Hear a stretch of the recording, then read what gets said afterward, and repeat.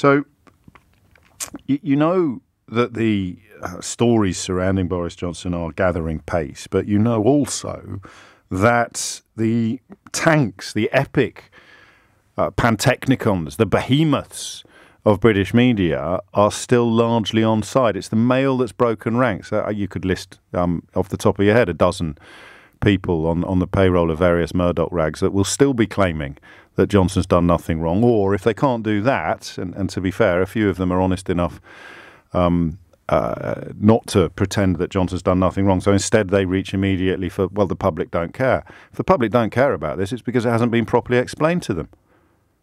That's all. And whose job is it to properly explain things to the British public, if not the people who get paid to report things to the British public? So I love that sort of circular argument. Oh, no, it's not important. People don't care. People don't care. It's because we're not doing our job properly.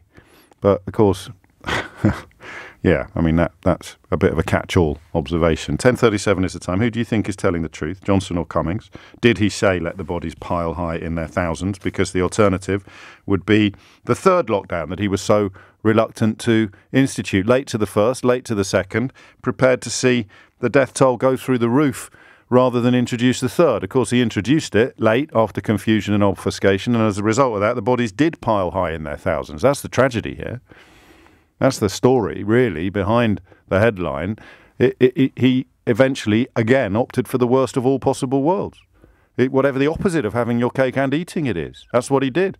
He ended up having to do the third lockdown, but it was by then so confused and so late that the bodies piled up in their thousands anyway. Oh, my days. Even I get taken by surprise by recent history soon. There's so much of it in front of us. You lose sight of the detail. You can't see the wood for the proverbial trees.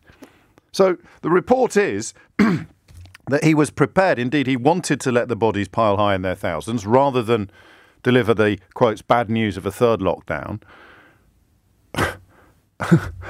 In the end, he was overtaken by events and evidence, so he had to institute the third lockdown over the Christmas period. But it was so half-arsed, confused and late, that the bodies piled up in their thousands anyway. So he got the bodies piling up in their thousands and the third lockdown.